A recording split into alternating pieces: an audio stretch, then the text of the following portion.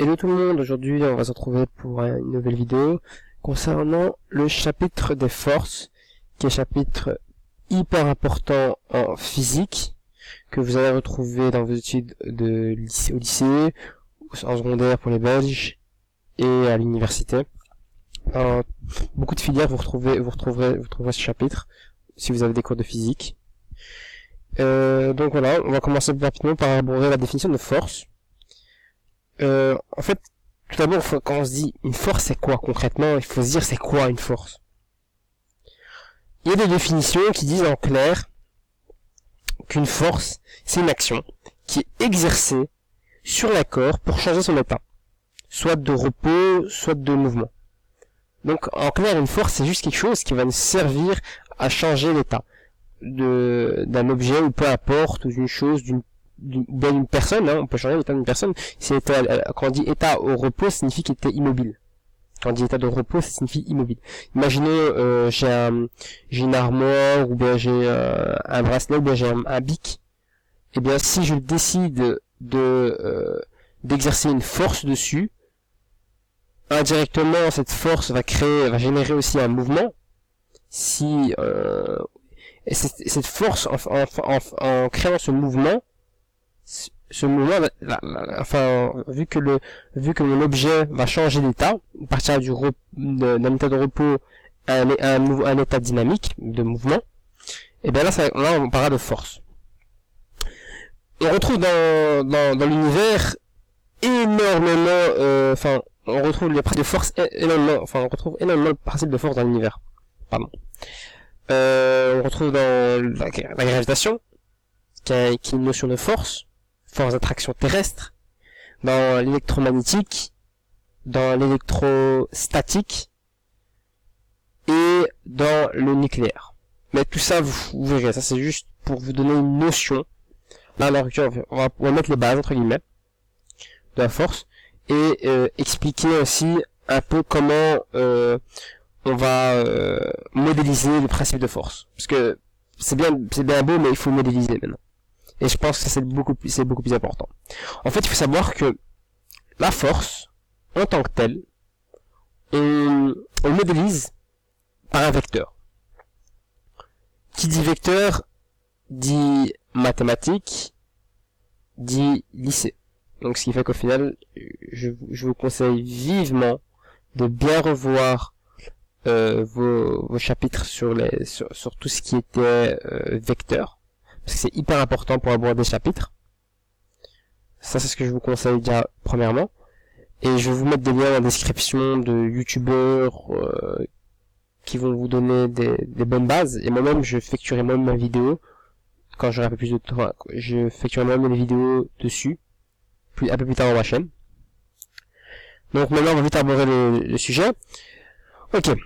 Force, comment on le décrit? On va le décrire comme un vecteur. Ce vecteur-ci, on va l'appeler le vecteur force. Ce vecteur force, qui dit vecteur, dit flèche au-dessus. C'est des annotations. Ok. Ce vecteur force, qu'est-ce qu'il a de spécifique? Comme tout vecteur, il doit répondre à certaines conditions. Première condition, ce vecteur doit avoir quoi? Un sens.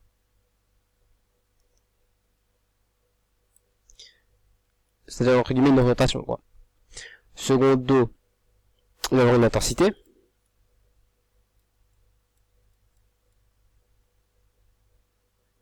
Donc là, une intensité. Et tertio, une direction.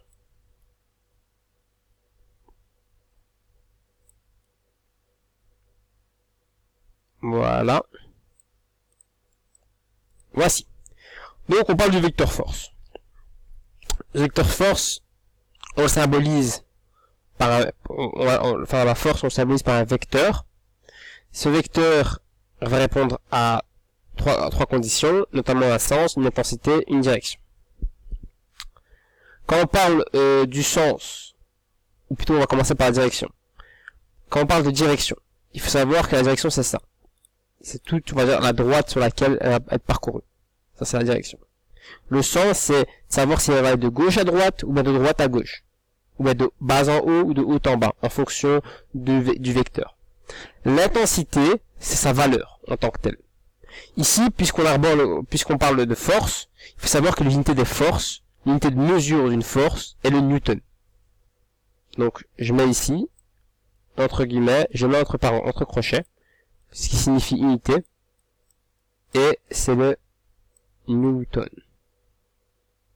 Donc je note newton,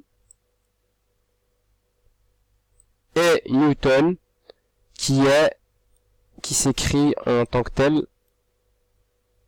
N, encore majuscule. Ça, c'est la force, qui était du newton. On a un vecteur. Ok. Maintenant, on a les bases.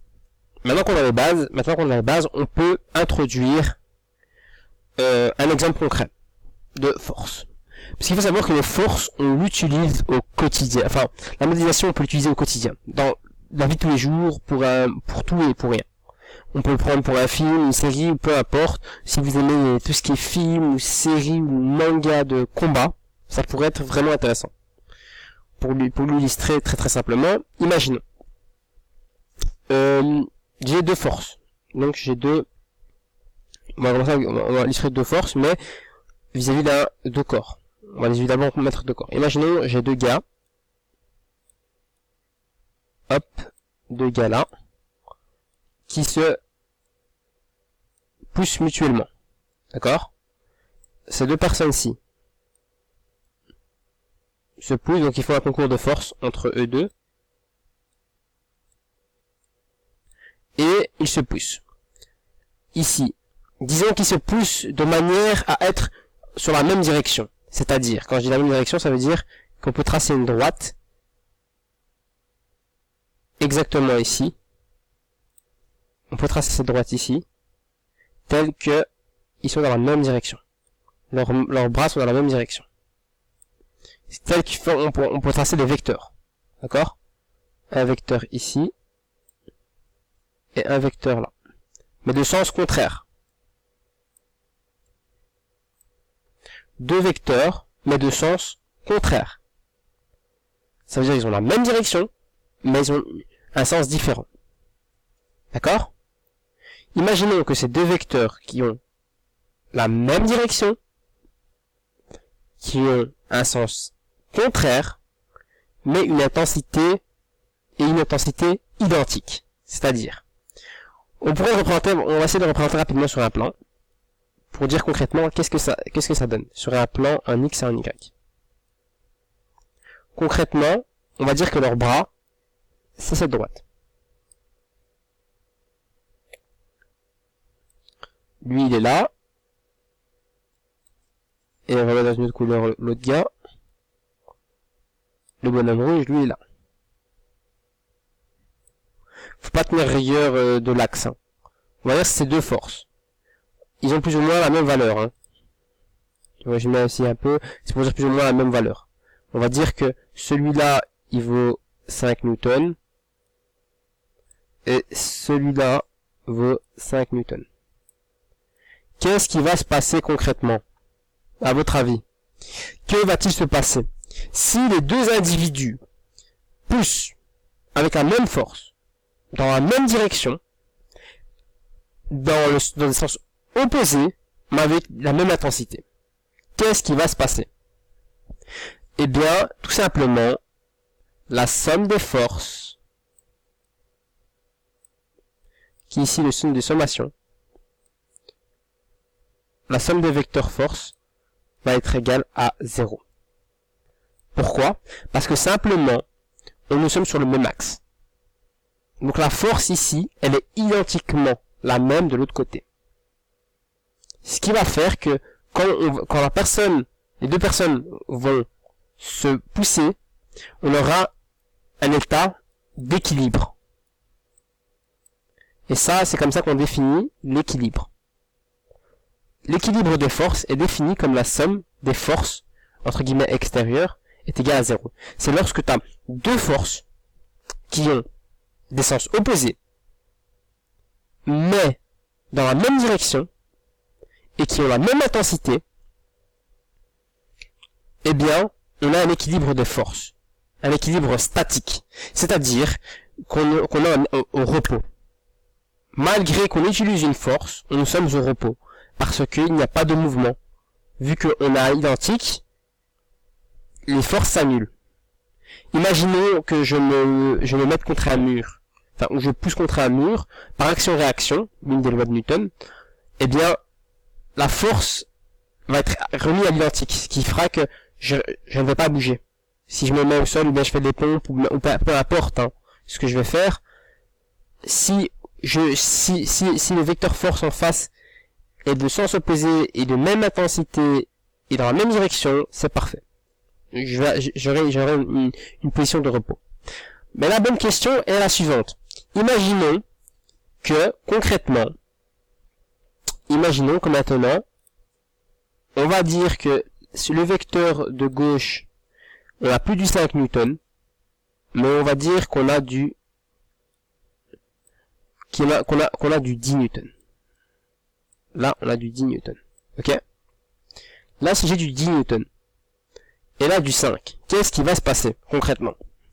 Eh bien, à gauche, j'aurai une plus grande force. Donc, ce qui veut dire que le bonhomme A, qui est ici, qu'on a mis le bonhomme bas 1, il va exercer une force beaucoup plus grande sur le bonhomme B, qui est là. Ce qui va faire que, au final, il va reculer. C'est comme si, imaginons, on retrouve deux sous-motories qui sont dans une mêlée et qui se poussent, ou bien dans des rugbyman. Ce qui va varier, s'ils sont dans la même direction et dans le sens opposé, la seule chose qui va faire varier, c'est l'intensité.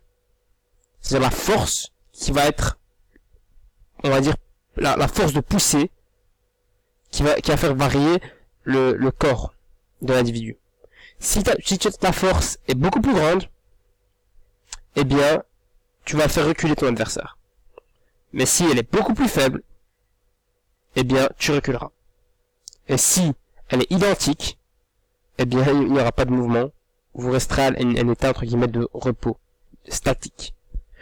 Donc là, c'est ce qu'on vient d'aborder, ce chapitre des forces, mais lorsque les vecteurs force sont dans la même direction.